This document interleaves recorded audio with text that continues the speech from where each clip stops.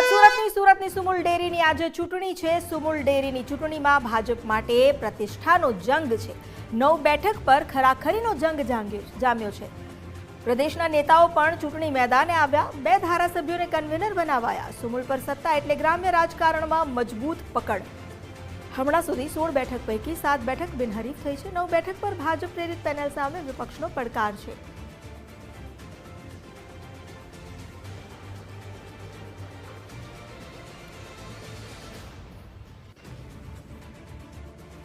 ત્યાં 16 બેઠક પૈકી 7 બેઠક તો બિનહરીફ થઈ છે, પરંતુ 9 બેઠક પર આજે જ્યારે ચૂંટણી યોજાવાની છે, ભાજપ પ્રેરિત પેનલ સામે વિપક્ષે પડકાર આપ્યો છે। અમારી સાથે જોડાયા છે સંવાદદાતા રાકેશ બ્રહ્મભટ્ટ। રાકેશ, સુમુલ ડેરીની ચૂંટણીને લઈને એવું કહી શકાય કે જે ગ્રામ્ય વિસ્તારનું રાજકારણ છે તે ગરમાયું છે, કારણ કે સુમુલ ડેરીમાં જે જીત છે તે ગ્રામ્ય વિસ્તારમાં પકડ મજબૂત કરશે। તો અત્યારે શું વધુ વિગતો તેને લઈને?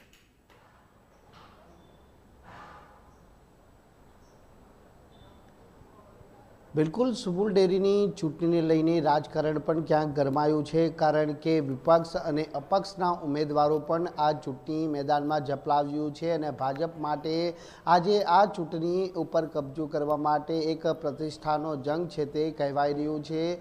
ખાસ કરીને 16 બેઠકો પૈકી 7 જેટલી બેઠકો છે તે બિનહરીફ થઈ ચૂકી છે અને 9 બેઠકો ઉપર આજે ચૂંટણી માટેનું મતદાન છે અને તેને લઈને જ ભાજપ માટે આ પ્રતિષ્ઠા અને ખરાખરીનો જંગ છે તે ખેલાવાનો છે। હાલ આપણે મતદાન મથક તરફ લઈ જવાનો પ્રયત્ન કરીશું કે જ્યાં હાલ ચૂંટણી પ્રક્રિયા છે તે ચાલી રહી છે। કુલ 9 બેઠકો પર આજે મતદાન થઈ રહ્યું છે, જેમાં ઓલપાડ, માંડવી, મહુવા, ઉમરપાડા, નિઝર, કુકરમુંડા, વ્યારા, સોનગઢ અને ડોલવન બેઠકનો સમાવેશ થાય છે। કુલ 21 જેટલા ઉમેદવારોનું આજે ભાવિ નક્કી થવાનું છે અને આ ભાવિ છે તે મતપેટીમાં સીલ થવાનું છે। કુલ 710 જેટલા મતદારો છે તે પોતાના મતાધિકારનો ઉપયોગ કરવાના છે। જોકે ખાસ કરીને 9 બેઠક ઉપર કાંટાની સીધી ટક્કર છે તે થવાની છે, કારણ કે ભાજપ પ્રેરિત પેનલ સામે વિપક્ષી અને જે અપક્ષ ઉમેદવારો છે તે ચૂંટણી મેદાનમાં છે।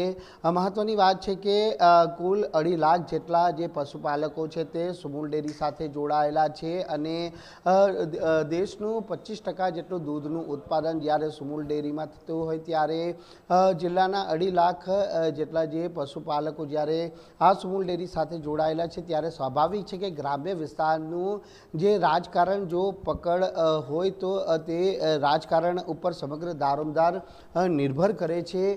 ખાસ કરીને જે ભાજપ પ્રેરિત પેનલને જીતાડવા માટેનું જે ખાસ સુકાન છે તે ભાજપના 2 ધારાસભ્ય ગણપત વસાવા અને મુકેશ પટેલને સોંપવામાં આવ્યું છે અને મુકેશ પટેલ પણ હાલ જે સુમુલ ડેરી ખાતે આવી પહોંચ્યા છે। તેઓ જોડે પણ આપણે વાત કરવાનો પ્રયત્ન કરીશું કે આજની આ જે ચૂંટણી છે તે ભાજપ ની પ્રેરિત પેનલ માટે કેટલી મહત્વની ગણવામાં આવે છે। ત્યારે મુકેશ પટેલ હાલ આપણી જોડે મોજૂદ છે। મુકેશભાઈ જોડે સીધી વાત કરવાનો પ્રયત્ન કરીશું। મુકેશભાઈ, આજની આ ચૂંટણી ભાજપ પ્રેરિત પેનલ માટે કેટલી મહત્વની? આમ સુમુલ ડેરીનું ઇલેક્શનની અંદર 16 સીટોનું ઇલેક્શન થઈ રહ્યું છે। એની અંદર 7 સીટ ભારતીય જનતા પાર્ટીની બિનહરીફ થઈ છે। 9 સીટનું ઇલેક્શન છે, એમાં તમામ ઉમેદવારો ભારતીય જનતા પાર્ટીના જીતશે। ખાસ કરીને શું લાગી રહ્યું છે, સત્તાનું સુકાન કોના હાથમાં જાય અને કઈ રીતે જો ભાજપ પ્રેરિત પેનલ સંપૂર્ણ રીતે ચૂંટાયા હોય છે તો પશુપાલકોના હિતમાં કામગીરી? સુમુલ હર હંમેશા પશુપાલનના હિતમાં જ કામ કરી રહી છે।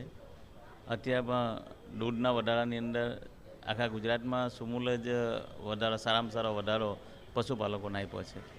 ખાસ કરીને વિપક્ષી અને અપક્ષ ઉમેદવારો પણ આ વખતે ચૂંટણી રહેશે। વિપક્ષની તો ફરજ જ છે એ લોકો ઊભા રહી શકે। આટલા વર્ષોથી એ કોશિશ કરે છે, પણ ક્યારે પણ સુમુલ એમના હાથમાં આવી નથી।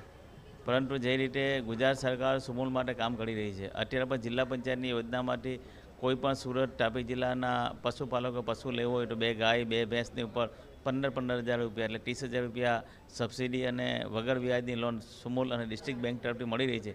આટલો સપોર્ટ ગુજરાત સરકાર પશુપાલકોને કરી રહી છે। લાગી રહ્યું છે પડકાર ખરો? એક તરફી ગેમ છે। બિલકુલ આ હતા મુકેશ પટેલ કે જેમને કહ્યું છે કે ચૂંટણી એકતરફી ચૂંટણી છે અને ચોક્કસપણે જે છે તે ભાજપ પ્રેરિત પેનલ સંપૂર્ણ રીતે ચૂંટાઈ આવશે. મહત્ત્વની વાત એ છે કે જે સુમુલ ડેરીનું વાર્ષિક જે બજેટ ટર્નઓવર છે તે 5,000 કરોડથી વધુનું છે અને સુમુલ ડેરીની સત્તાનું સુકાન હવે કોના હાથમાં જાય છે તે હવે આ ચૂંટણી પરિણામ બાદ છે તે જોવા મળશે. જી જી, આભાર આપનો જાણકારી આપવા માટે.